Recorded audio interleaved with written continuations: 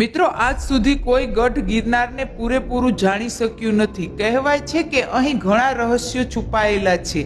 જેમ કે ગિરનારના પહાડોમાં અનેક ગુફાઓ અને ગુપ્ત સ્થાનો છે, જેમાં આજે પણ અઘોરી સાધુઓ એક પગે ઊભા રહીને સિદ્ધિઓ પ્રાપ્ત કરે છે। અને આ પર્વત પર કેટલીક એવી પણ વનસ્પતિ છે જેને એક વખત ખાધા પછી વર્ષો સુધી ભૂખ નથી લાગતી।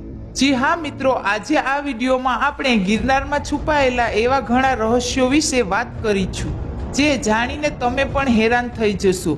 વિડીયોની શરૂઆત કરીએ તે પહેલા જય ગિરનારી લખીને કમેન્ટ જરૂર કરજો।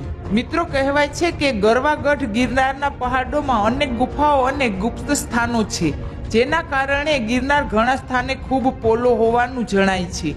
આ પર્વતોમાં અનેક સંતો, મહંતો, યોગીઓ અને અઘોરીઓએ વસાવટ કરી અનેક સિદ્ધિઓ પ્રાપ્ત કરી છે।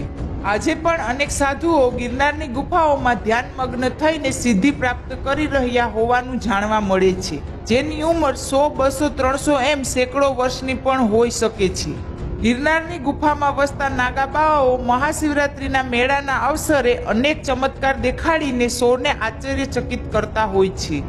એકવાર એક બાવાએ ગિરનાર પર્વતના જંગલમાંથી એક વનસ્પતિની શોધ કરી હતી અને તેમાંથી રસ કાઢી એક તુંબડીમાં ભર્યો હતો। રાત્રે કોઈ સોનીને ત્યાં રોકાણ કરી બીજા દિવસે સવારે ઉઠીને તે પોતાના રસ્તે ચાલી નીકળ્યો, પરંતુ સોનીના ઘરમાં જ્યાં જ્યાં તુંબડીમાં રહેલા રસના ટીપા પડ્યા હતા તે વસ્તુઓ સોનાની બની ગઈ હતી।